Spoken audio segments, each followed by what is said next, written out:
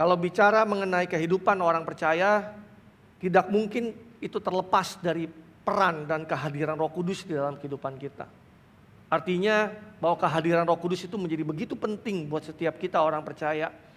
Dan sebagai orang percaya kita tidak terlepas atau tidak bisa lepas dari peran Roh Kudus dalam kehidupan kita. Di Yohanes 14 ayat 15 sampai ayat 17 di dalam terjemahan sederhana Indonesianya dikatakan demikian.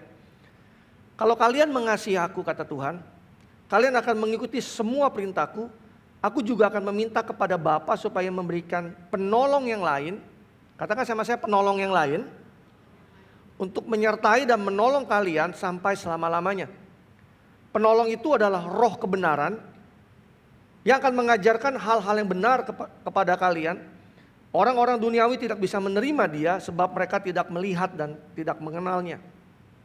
Tetapi kalian mengenal dia karena sekarang dia ada bersama kalian. Dan nanti dia akan tinggal di dalam hatimu masing-masing. Ini adalah sebuah janji yang telah digenapi. Saya mau katakan ini adalah janji yang telah digenapi buat setiap kita orang percaya bahwa Bapa telah memberikan seorang penolong yang lain yang menyertai dan menolong kita. Dia adalah Roh Kudus. Jadi kalau Tuhan aja sudah menetapkan bahwa dia akan memberikan kita penolong, dia tahu bahwa hidup kita ini kita perlu ditolong. Kalau hidup kita nggak perlu ditolong, Tuhan nggak kasih penolong. Kita nggak bisa jalan sendirian. Hidup itu terlalu berat untuk dijalani sendirian tanpa adanya pertolongan daripada Roh Kudus dalam kehidupan kita. Kita butuh Roh kebenaran yang memimpin kita setiap hari. Kita membutuhkan Roh Kudus. Kalau ada orang berpikir bahwa dia bisa hidup benar tanpa Roh Kudus, dia nggak akan mungkin bisa punya hidup yang benar. Karena hidup benar itu hanya bisa ketika Roh Kudus menolong setiap kita, membawa setiap langkah kehidupan kita kepada kebenaran. That's why we need Holy Spirit.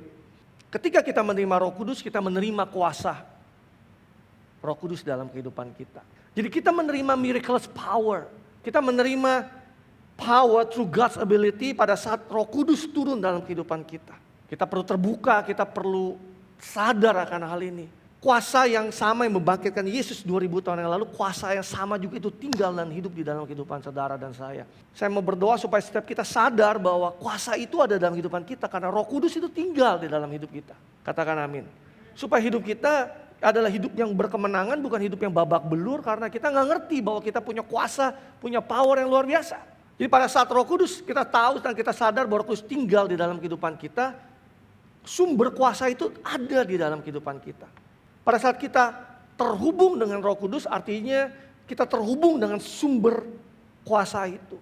Kita bisa menjadi orang Kristen yang kita percaya Roh Kudus, tapi kita bisa menjadi orang Kristen yang tidak terhubung dengan Roh Kudus loh. Kita bisa menjadi orang Kristen yang tahu sih Roh Kudus kan, saya belajar dulu tentang Tritunggal, Allah Bapa, Allah Putra dan Roh Kudus, saya tahu kok. Masalahnya bukan sekedar kita tahu bahwa ada pribadi Roh Kudus, tapi kita sadar nggak, percaya nggak bahwa Roh Kudus itu ada di dalam kehidupan kita dan dia tinggal dalam kehidupan kita. Dan sumber kuasa itu ada dalam kehidupan kita. Maka dalam kehidupan kita sehari kita nggak mudah dikalahkan, kita nggak mudah loyo, kita nggak mudah menjadi lelah, kita nggak mudah down, kita nggak mudah butuh healing. Karena kita tahu bahwa sumber healing itu sudah ada dalam kehidupan saudara dan saya. Saya nggak bilang bahwa saudara nggak perlu liburan. Karena kalau kita sadar bahwa sumber healing itu sudah ada di dalam kehidupan saudara dan saya, dan saudara nggak perlu cari di tempat yang lain. Tapi jangan bilang bahwa, pastor, kok ngajarin saya nggak boleh liburan? Enggak, mau liburan aja. Tapi kita harus tahu bahwa sumber healing sejati itu ada di dalam kehidupan kita. Kuasa Allah yang diberikan kepada kita itu sama kayak PLN yang sudah menyambungkan listrik ke dalam rumah kita. Tugas kita adalah kita pencet saklarnya karena listriknya sudah tersambung, karena dayanya sudah tersambung. Banyak orang Kristen yang keliru berpikirnya, mereka pikir bahwa Tuhan itu bisa bekerja saja tanpa ada keterlibatan daripada mereka. Itu sama aja kayak kita minta PLN, Pak tolong dong nyalain lampu rumah saya. Lampu saya kok gak nyala? Pak dipencet saklarnya. Kita gak bisa minta telepon PLN lalu minta PLN untuk nyalain, untuk mencetin saklar di rumah kita. Tapi kebanyakan orang Kristen kayak gitu. Dia minta sama Tuhan, Tuhan nyatakan kuasamu, padahal kuasa itu sudah ada di dalam diri kita dan kita tinggal exercise dan eksekusi. Pada saat kita berdoa untuk orang lain misalnya, kita berdoa untuk orang sakit, kita gak minta tolong Tuhan. Tuhan tolong sembuhkan orang ini. No, kita speak, kita perkatakan kuasa kesembuhan itu terjadi dalam diri orang itu. Kenapa? Karena sumbernya itu udah ada di dalam hidup saudara. Tugas kita adalah speak, perkatakan. Aku lepaskan kuasa kesembuhan di dalam nama Yesus. Berapa hari lalu kebetulan ibu mertua saya lagi di Bali. Dan keluarga saya lagi pada di Bali mereka semua. Lalu tiba-tiba dia video call istri saya waktu istri saya belum berangkat. Dia bilang temennya yang bersama-sama dengan dia lagi sakit. Dia bilang, tolong nih doain ini. Akhirnya, boleh? Saya video call. Dia lagi terbaring di ranjang di kamar, sakit. Waktu saya lihat, doa yuk, berdoa. Aku lepaskan kuasa kesembuhan di dalam nama Yesus. Satu di balik papan, satu di Bali. Kuasa Tuhan gak kenal jarak. Aku berdoa di dalam nama Yesus, aku lepaskan kuasa kesembuhan. Dan kami percaya kami terima kuasa kesembuhan itu di dalam nama Yesus. Dan besok pagi saya dapat berita, itu sudah bangkit dari ranjangnya dan sudah pergi jalan-jalan lagi. Kuasa Roh Kudus itu melepaskan kita dari kuasa dosa, dari keterikatan, dari kuasa dosa, dari belenggu dosa. Kenapa banyak anak Tuhan pada waktu awal pertobatan dipenuhi Roh Kudus, gak sulit buat mereka untuk bertobat. Dulu punya kebiasaan dosa, mereka berhenti melakukannya. Mereka tidak mengingininya lagi. Keinginan untuk dosa itu jadi hilang. Bukan karena disuruh-suruh, lu kalau udah ke gereja ya, kalau udah ke Kristen ya, lu tuh gak boleh ngerokok lagi, lu tuh gak boleh dugem, lu tuh gak boleh minum, lu gak boleh begini, gak boleh begitu, begini.